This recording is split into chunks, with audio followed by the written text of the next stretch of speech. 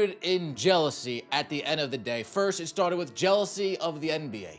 Oh, I'm jealous of the men. I want what the NBA players have. I want the cut that the NBA players have. I'm jealous of them. I'm envious of them. All the NIL deals that she's getting, the Nike deal that she got, the State Farm deal that she got, the Gatorade deal that she got, the Stanley deal that she got. Just jealousy, jealousy, jealousy. Then Caitlin Clark comes. Oh, I'm jealous of all of her fans. I'm jealous of all of her exposure. I'm jealous that her fans travel and watch her play.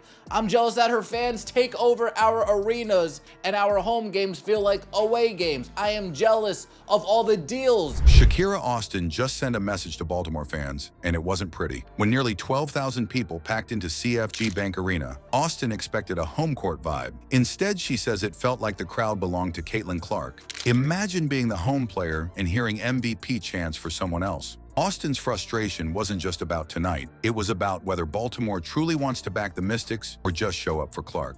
It doesn't matter who, it doesn't matter when, it doesn't matter how.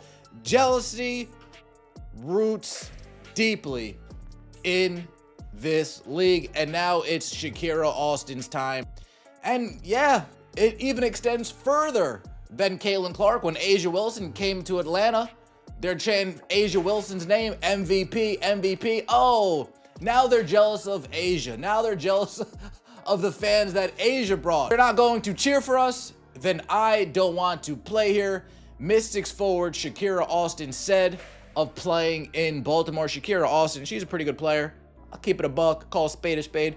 She's a pretty good player. So the big question, is Baltimore really ready to be a WNBA home, or is it just chasing star power? Before we move on, I'd like to ask you a small favor. If you appreciate this content, please take a second to like this video and subscribe to the channel. Over 98% of you watch the videos without subscribing. It costs you nothing, but it makes a huge difference to us. So did you click the subscribe button? Great, thank you so much. Now back to the video. Here, how did you like, having the game, you all played in Baltimore multiple times this year.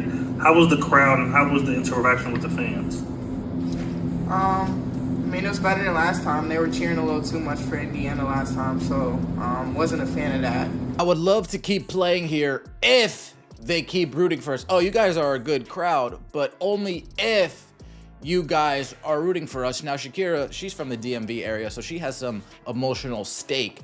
But this year, this game they did a little bit better, showing us a little bit of love. So I would love to keep playing here and having the atmosphere if they're going to root for us. How does it feel when your own home crowd sounds louder for the other team? That's exactly the situation Shakira Austin had to live through in Baltimore. She walked into a packed building, expecting that wave of energy every athlete hopes for when they're playing close to home. But instead of uplifting cheers for the Mystics, the roars were all about Caitlin Clark. Austin admitted it felt off, like she wasn't the hometown favorite at all, even though her team was technically the host. For a player who has worked to build a connection with the fans, that had to feel like a punch in the gut. She talked about how this wasn't the first time something like this happened. Earlier in the season, she noticed an entire arena start chanting MVP for A'ja Wilson in the middle of a Mystics game. And now it's Caitlin Clark drawing the same treatment. Think about the irony here. Austin and her teammates are the ones putting on the event, but the spotlight is landing squarely on the opposing stars. She hinted that those kinds of moments made the game feel more like a showcase for visiting talent, rather than real home support for the Mystics.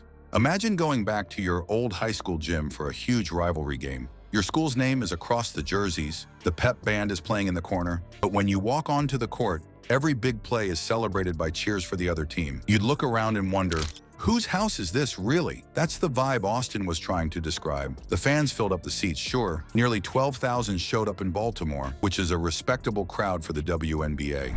This is just a thought. So usually they play in Washington. Well, they play outside of Washington, but when it's the Capital One Arena, they play in Washington. All that's getting renovated. Now they're playing at Baltimore. Going down to the Shore District over there, whatever the heck it's called. It's quite the ways away. And it's not the same fan base. Now they're playing in Baltimore. Baltimore, in case you guys aren't aware, it's about a 45-minute drive, I would say, outside of DC. maybe a little bit longer. I've made the drive a few times, staying in DC, going to catch an Orioles game, staying in DC. But she made it clear, it wasn't about how many came through the doors, it was about how few were actually there to stand behind her squad. What makes it sting even more is how this game even landed in Baltimore in the first place. The Mystics usually play in Washington, D.C., but this matchup got moved to CFG Bank Arena with the idea of creating a bigger stage. On the surface, it worked. There was a huge turnout. But when you look closer, the majority weren't Mystics diehards. They were Caitlin Clark fans who had been waiting to see the rookie sensation up close. So instead of giving the Mystics a new home court advantage, the venue switch almost handed Clark an extra platform. It raised the question of who really benefited here: Baltimore basketball supporters or just Clark's unstoppable fan base. Two separate fan bases, two separate groups of people, separate types of people. To think that whatever fan base you have, the small, minuscule fan base that the Washington Mystics have acquired over the years, we're in a completely different arena. Fans do enough Jedi mind tricks to convince themselves to get to some of these games. Now you expect them to trick themselves into putting more gas in their car to take a drive down there, maybe have to deal with traffic that are rooted in Washington. To think that those people will get up and drive 45 minutes to an hour to come watch you guys play all the way down in Baltimore. Well, why would you think that? We're in a completely different city now. That connects to a deeper strategy the league is using. Sports organizations often test new markets by scheduling games where they'll maximize star appeal. The NFL has done this with international games, the NBA has tested smaller cities during the preseason, and the WNBA is clearly trying it with Baltimore. If they get a major attraction, they know those arenas can fill. The flip side is exactly what Austin pointed out, though. For the players whose roots are already in DC, seeing their own games hijacked by opposing chants has to be discouraging. They crave a faithful crowd that backs them through good nights and bad, not fans who show up only when Clark is in town. Austin went even further and called out Baltimore itself. She called the city wishy-washy, putting the responsibility right back on the fans. If they want more Mystics games in their backyard, then they have to prove it's not just about Clark. Otherwise, she'd rather stay in Washington, where she knows at least some base of consistent supporters are waiting. That was her way of drawing a line. Baltimore could become a strong second home for the team, but only if the fans are willing to rally behind them, whether or not a superstar opponent is on the schedule. And while it might sound personal, it feeds into something bigger across the entire league. Clark isn't just changing the scoreboard, she's shaping how the WNBA maps out its future cities and markets. What happened in Baltimore is only one snapshot, but it shows how her drawing power touches every player, every franchise, and every fan base figuring out what loyalty really means. This wasn't only about one loud night in Baltimore.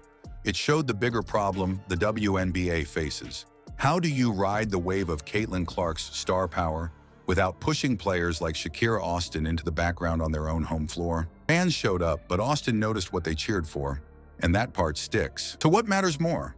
Building loyalty in a city for its local team, or chasing the numbers that come with one superstar?